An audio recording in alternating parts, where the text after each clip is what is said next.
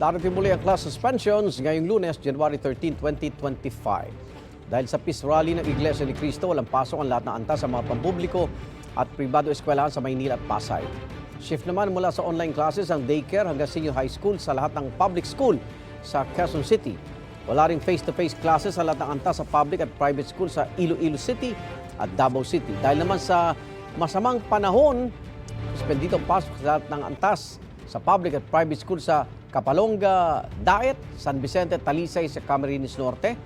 Public school naman na walang pasok sa Basud, Camarines Norte. Igan, mauna ka sa mga balita, mag-subscribe na sa GMA Integrated News sa YouTube para sa iba't ibang ulat sa ating bansa.